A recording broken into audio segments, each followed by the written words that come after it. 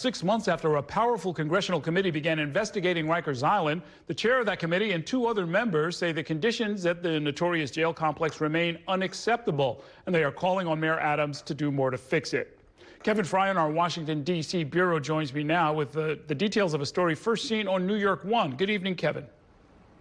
Yeah, good evening, Errol. The lawmakers, Representative Carolyn Maloney, who's the chairwoman of the Oversight Committee, plus Representative Alexandria Ocasio-Cortez, who of course represents Rikers Island here in Washington, and then Jamie Raskin of Maryland. They sent this letter to the mayor this morning, basically calling on him to improve access to mental health services at Rikers Island and with the jail system within New York. And not only did they say that 6 months after they launched their probe as the Oversight Committee, that the conditions at Rikers remain unacceptable, they went so far as to say it may be worse than previously known. Now, in terms of what they are asking for from the mayor, just to tick through a few of these, they want to expand the specialized mental health units at Rikers. They also want the DAs to increase their referrals to mental health courts.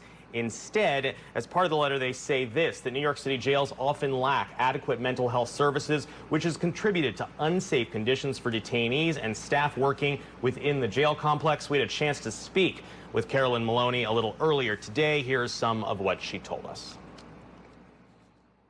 We want a briefing with the mayor on the mental health. We want a plan on how to address it, and we want a plan on how to move mental health detainees to mental health facilities.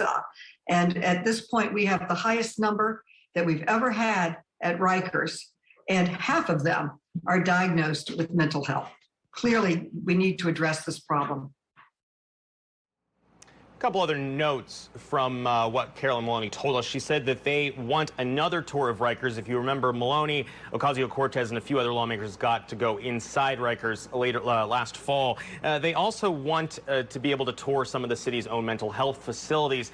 As part of this letter, they are requesting a briefing by the mayor's office for the Oversight Committee staff by April 22nd. This is, of course, as we've discussed this over the months, Errol, just the latest letter that they have sent to the mayor's office. They've sent a letter to the DA requesting information on the city's bail laws. And if you remember, separately from all of this, some lawmakers called for basically the Biden administration to get involved last fall as well, concerned about the situation on the ground at Rikers. Kevin, I noticed in this letter more of that kind of ominous language that you just referred to, saying that if conditions don't improve, further federal involvement may be necessary. What do they mean by that?